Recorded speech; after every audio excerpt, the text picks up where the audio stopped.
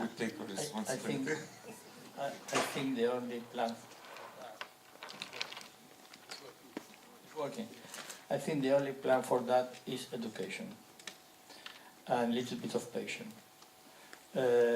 Probably you will not be results in the next 2 or 3 years, but you will be results in the next generation. I think we have just begun to be worried about the protection of this new heritage. So we need a little bit of time to try to translate to all the peoples, architects, administrations, students, people in general, that we have to begin to get in love of the heritage which is close to us. We live, we work, we breathe, we do everything in this heritage. And probably because it's very close to us, we don't identify it as heritage. But if we have the education and we follow a criteria and we follow a process and we use the necessary sensibility, you will notice the difference. Give time. Give time. You will see. I'm not convinced that the future doesn't want modern. I'm not. It's certainly in my field of work, modernism seems to be very much valued. In the context of Asmara, for example, the purpose of doing a nomination dossier for UNESCO was not to get inscribed on the World Heritage List. That was a bonus. It was to enable development of the city, which hasn't happened predominantly since the 1930s or since 1941. So the people of Asmara want development of their city, but they want to retain the attributes and the values that they think are important. Now those things, as we see them as Europeans, maybe we see them as modernist. For them it's not modernism per se, they see it as the values of the city that symbolize independence of their country. But nevertheless they value that urban landscape, but they want to develop it. They want to see the city develop prosperously and sustainably over the 21st century. So I think there is a turn now. I do think we're still in the modern era. I think, that, for example, the idea of post-modernity is yet to come. That maybe then brings a question as to how we reflect on the modern era. And I think in the 21st century we're likely to make that turn. Then there might be a question about whether we appreciate the modern. But I think for my line of work, my feeling is that modernism is appreciated. It's a heritage that feels very close to many of us because it's been experienced by our parents, our grandparents, and we can still see it in evidence in many cities, many modern cities. That's just my experience. I saw Matthew had a question.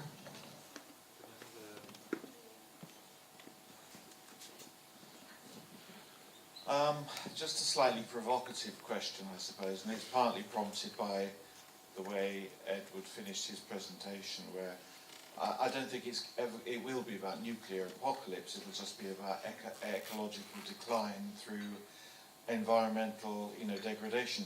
Which brings me actually onto the main kind of question, which, in a way, it struck me that a lot of the presentations focused on kind of technical aspects of heritage preservation rather than the heritage industry and the destruction that comes with the heritage industry. I noticed that many of the pictures didn't have any people in them. And we know that actually when we go to World Heritage sites, they're usually ghastly because they're full of tourists. And Bath is just a horrible place because it's full of tourists. Dubrovnik, awful. I remember going to it in about 1983. It was wonderful because it hadn't been discovered. And now it's just heaving with people.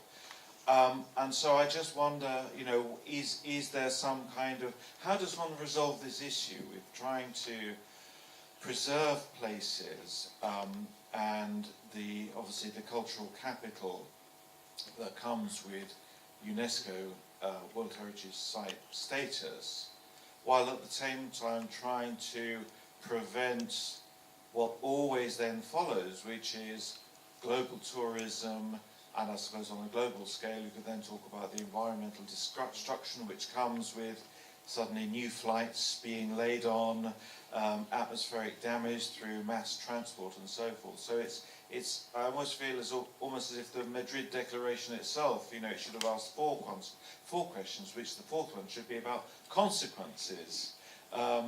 Because just simply discussing what should be preserved and why and how, then the next question has to be, what will then happen as a result of that? Because that's the kind of thing which contributes to, Anthropocene ecological degradation. Well, I entirely agree, and I don't have any answers to many of those questions. If I did, then I wouldn't be sitting here. And the image that I used was obviously not to suggest that nuclear destruction will be our end. I think it will inevitably be ecological or bacterial.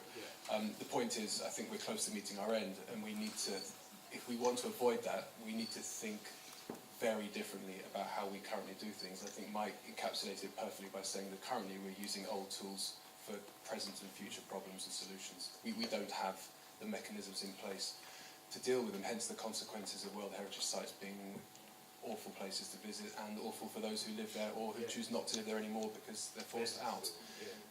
I think the heritage industry personally is in crisis, and I've felt that since I really started engaging with it 20, 25 years ago. Mike mentioned dinosaurs on a number of occasions, and I think the prevailing culture in the heritage industry is dominated generally by a generation of people who are brought up in the mid-20th century with those values, and the institutions and regulations and norms are of that time. We have to think totally differently for the 21st century. And as I say, I don't have any answers necessarily. If I could just give one example, possibly. Mike talked about not using the buffer zone, the term buffer zone, its layers of protection. Doing away with this notion of, if we take historic urban landscapes as an approach to dealing with cities, just doing away with the idea of a site, I think, would be helpful. Doing away with buffer zones as a delineation of space. It's a very sort of 19th century idea. We have a map, it's a piece of paper, we draw a line on that map, you're in or you're out. We have the tools to deal much more subtly, in a more sophisticated manner, of what constitutes a landscape that's far in advance of the tools we had available to us in the 20th century. So that would just be one suggestion. Another possibly is the idea of authenticity. It's been talked about a lot. It's hugely questionable, this notion of authenticity. If we look at a geological sort of time scale, there is no such thing as authenticity. We choose to ascribe values based on certain moments in time, and those things change. If there's one certainty, it's that culture will always change. So we're having to deal with that in a constantly changing process. And I think we need to acknowledge that in the heritage industry. We tend to, at the moment, fix things in time and say this is where they're at. We need to conserve or preserve them there and in that context. And time is moving too fast for that sort of approach. Well, I think that Edward also mentioned that, from quoting Harari, that in fact it's going to be the ecological decline and the degradation which is going to sort of really kill us all.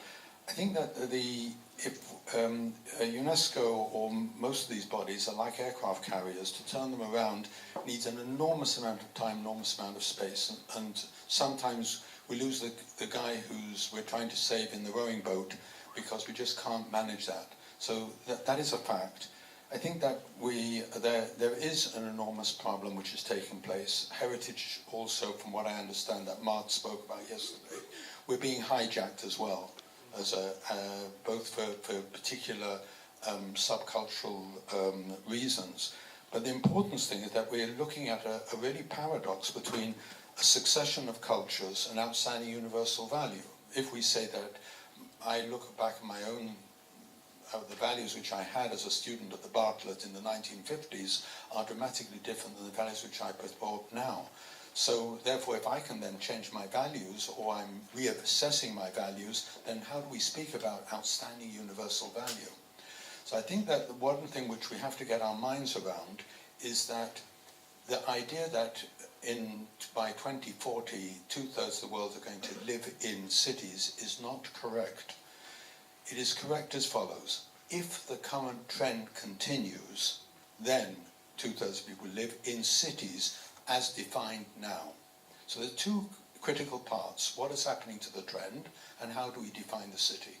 And I think that extending this idea about the boundaries, that the city is not just simply the same way as Edward spoke about the site, in the same way I speak about the city. Perhaps we're going back to Max Weber with looking at the whole concept of the urbanite, but there's a relationship, the sustainable relationship, I think that will actually will win the day. I'm a believer in the human race. It's going to survive. We're going to lose some people on the way, and the dinosaurs will die out.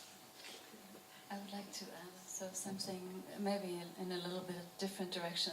I think in Tel Aviv, this conservation actually kind of saves the city, because if it wasn't for the conservation of this historical heart of the city, the proportions of the city would probably be totally different. Like this bathtub that I've showed, that would probably be in the center of the city. And if we talk about the values of modernism, really I want to actually talk about the environmental values of this modernism, which in Tel Aviv are fantastic. You can open windows on two sides, each room has actually two ventilating sides, and the breeze is always cross-ventilating these rooms. There's no huge glass facades where you use air conditioning all the time. The mass of the building is very good for isolation. And of course, the proportions between the streets and the facades of the building are creating a very kind of intimate atmosphere and a very pleasant atmosphere in a city. Whereas I'm afraid of what would have happened if there was no declaration, and this kind of real estate pressure that is growing and growing on this city, which is developing, would really take over. Then, there would be no sort of feeling or atmosphere in the city at all anymore. So for me, particularly conservation in Tel Aviv, because these are dwellings and they're still used as dwelling sites, are actually, it's a very good thing. More even than thinking about destroying a building and building a new one has a very big damaging ecological footprint. So it's better to preserve actually the already built fabric of the city anyway, for ecological reasons. So I would also take it into this direction.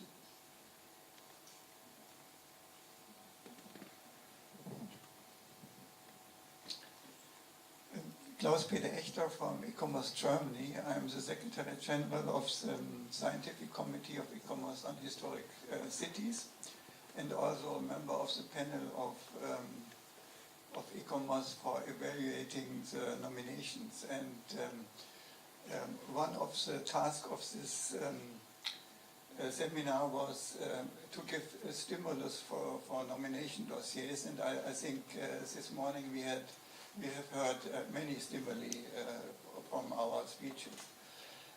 Three topics are discussed on the World Heritage area. First one is to integrate the intangible heritage. The second one is how to integrate civil society. And the third one is sustainability, sustainable development. And so I'm really happy that our speakers did tell us about different tools, how to do it. I would also add two other doctrinal texts of e-commerce, the Washington Charter and also the Valletta Principles. In the Valletta Principles, you will find aspects of the challenges of the cities, like you mentioned in your first speech, and I think, but it's very it's not easy in the nomination dossiers to integrate now this important topics, the sustainability, and I've never seen in the nomination dossiers how is it implemented. So I think it's a big task, but because the future meets the past, you have to look about this topic. And I would end with one topic. It does not have to do something with this seminar, but from yesterday. In many nominations, many nominations fail because the comparative analysis is not correct. And I think, these nominations don't fail always because in the World Heritage Committee, political aspects are dominating, and so the advices of ICOMOS for inscription or not inscription or referral or deferral are not always seen in this committee. But nevertheless, the comparative analysis is so important, and I think because yesterday we talked so much about comparisons, I think you will do a very, very good comparative study. Thank you. Thank you. I think that you made these so very important points. I had a meeting with the Director General of UNESCO on particular issues, and she asked me exactly how can we then come back to politics or politicizing issues in UNESCO, and I said the only way you cannot fight politics with politics, you fight politics with civil society. And I think therefore that what we're doing here, the raising of awareness and the grassroots and the involvement, it will also answer the first intervention, which spoke about, who is that? Are we going to get understanding and awareness? And I think that civil society's got a major role to play in this. And I thank you for making this a very, very important point. The next point is that sustainable development, and I did touch upon it, that it is culture for sustainable development. I analyzed the New Urban Agenda, and in fact that I found the times that it had 15 times culture was used as an adjective. Cultural diversity, cultural development, cultural heritage, 15 different times. It was used 5 times as a noun, culture. Culture, when used as a noun, is a driver for sustainable development. When it is used as an adjective, it is an enabler for sustainable development. And I say conservation areas are not sustainable because it's exactly what Edward said. We have passed the era of zoning, and then this idea in or out cannot exist. The area which we need to contemplate, and I spoke to Sharon, is that she spoke about the bathtub. I was in Hong Kong now and looking at the conservation of the jail, the magistrates' course, and the police station, which is done also by Herzog de Moen. Very, very important intervention there. And that's a bathtub as well. The conservation, urban conservation, China is bathtub. This is what the Huton, we're taking large blocks. In other words, how do we then begin to understand then the relationships about how outside the area is going to then inside the area. Who is outside and who's inside? So I think sustainable development breaks down these boundaries, is that we have to find a balance between sustainability, not between generations, between spaces. My last reaction is, I thank you for raising the issue of comparative analysis. I did try to put that word in my last slide. And we tend to be very insular, and especially in the Western world, we haven't broken out, we haven't learned from Edward about being global. So we say in the operational guidelines, it speaks about geocultural relationships. So we all sort of sit down in our geocultural bath, and we are there, and we say, okay, well, what about the Diapolu interventions of modern heritage just northwest of Hong Kong? Well, that doesn't appear on the radar screen, but it should do. In other words, when we take the comparative analysis, rather than seeing it as weakening us, no, it strengthens us. And I think that this is something which you've raised, and I think 2 very important points, which I'd just like to strengthen. Thank you. So I'd just like to add to that in terms of the comparative analysis. If you look at nomination dossier over the last 10, 15 years, there has been a vast improvement in people's research into what defines the attributes and how they can be compared to other cities. So I think in Tel Aviv's case, nominated in 2003, there was about 3 or 4 sites in the comparative analysis with very short descriptions. Liverpool, I think, had just one very short paragraph, barely a sentence for each of the cases. Now that's intolerable, and UNESCO and ICOMOS quite rightly demand much more extensive ones. So the research is being done, and it touches upon, I think, what we talked about yesterday about understanding the local, that people are understanding the importance of local attributes and being able to then employ them on a global level to support, as Mike said, our position, not to weaken it. The other thing I'd like to add, which we talked about a bit in Shanghai at the HUL meeting in March, was the role of design. And Fernando, you mentioned very rightly that Herzog de Meuron's Take Modern is an exemplar in that process. But we can look at these exemplary cases, but we need more effort, I think, in design schools, and that's what our master's program is looking at, deliberately designed to deal with, to encourage the younger generation to engage in good design. There's an awful lot of bad design out there, has been for obviously centuries, but where solutions can really enhance a place, and invariably do, like in Take Modern, it relies on really good design. So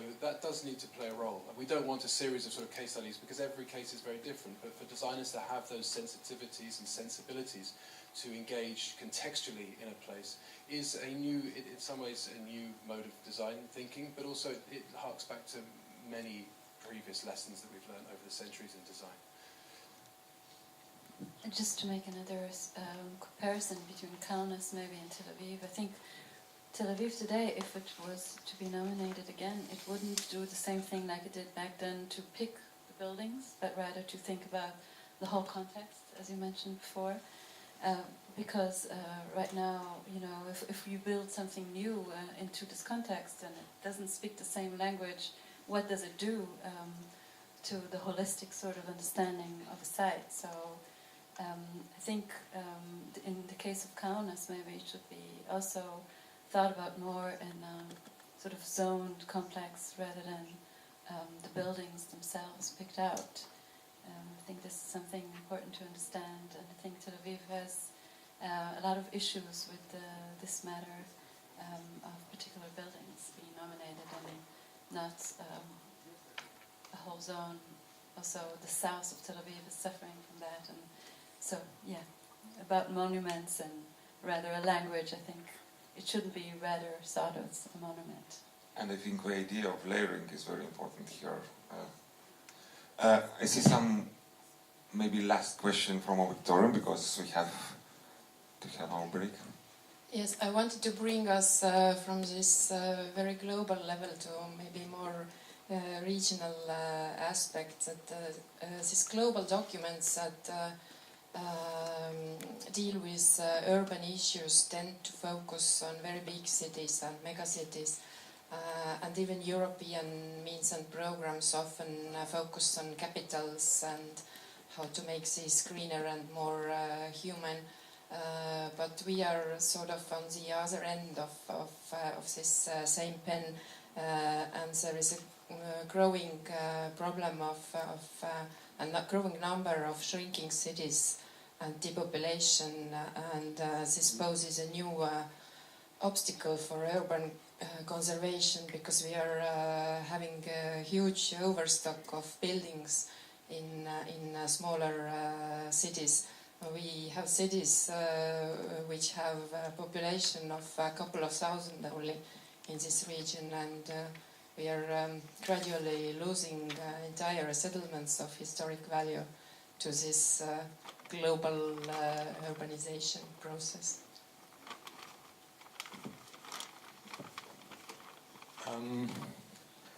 I think that's a very important point, and just thinking now about the importance of top-down and bottom-up processes.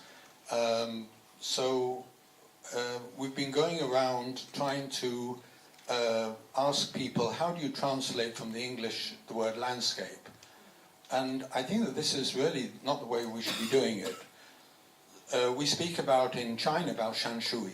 The shanshui, the landscape, we all are very sensitive to the willow and the text and the poetry which comes with the Chinese landscape.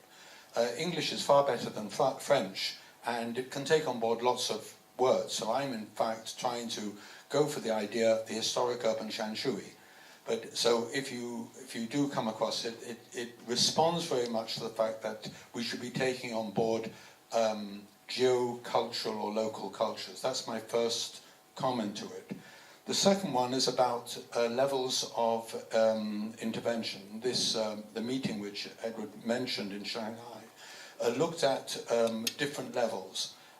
They spoke about small settlements. Again, small in China is not exactly Kaunas.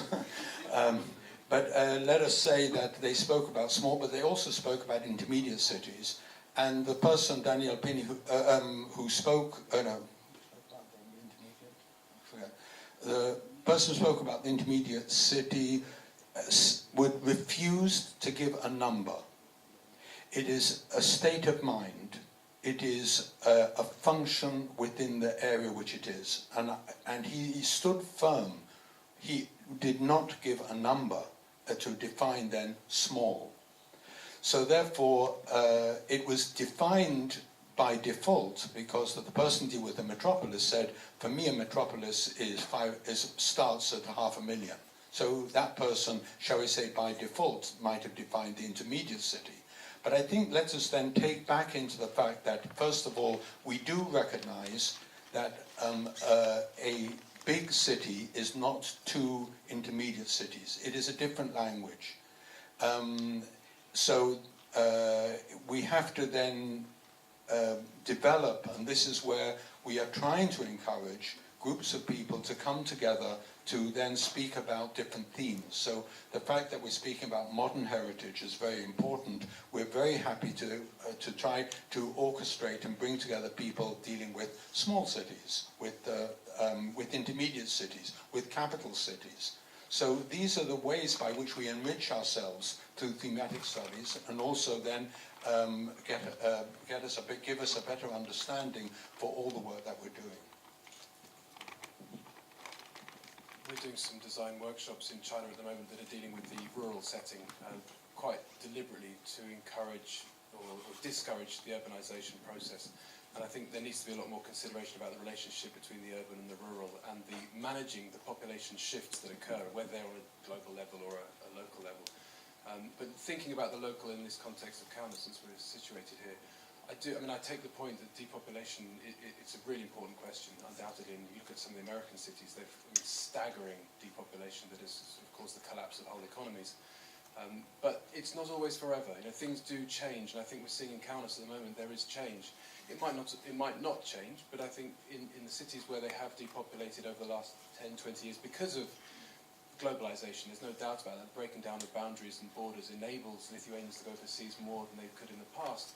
But I think that's turning, and we can never assume that, as Mike said earlier, those trajectories are going to continue. Trajectories will always inevitably change. So where we're situated today won't necessarily be where we will be in 10 or 15 years in terms of the trajectory. And I think Kaunas will be seeing a repopulation of the city. What's important then is the municipality very urgently establishes certain policies in terms of, for example, urban infrastructure that are sustainable if the city is to develop. It's never too soon to think about those things, wherever you think you are in terms of your population rising or falling. And it's really fundamental to being able to adapt to those changes in the future. Thank you so much for the panel, and for our participants from auditorium. I have a feeling that we could continue for hours, and it's really important issues for Kaunas, but time is running, and we have other plans. We have afternoon session, we have lunch. So before leaving for lunch, I would like to say some technical aspects. First of all, we are late 20 minutes, so I don't want to put a stress on you while eating, so we will meet 20 minutes past 2. So keep in mind this. Another important message is that after the session ends, let's do a group photo outside. I think it's important. And the last one, I've just received this morning from our architect Linas Tuleikis. Such an interesting document. It's appeal to protect Alvar Aalto's healing modernism, and it is about Paimio Sanatorium, and apparently there is some problems here. I know there is some Finnish colleagues around here, so if you come with a short comment, it could be really interesting. Yes.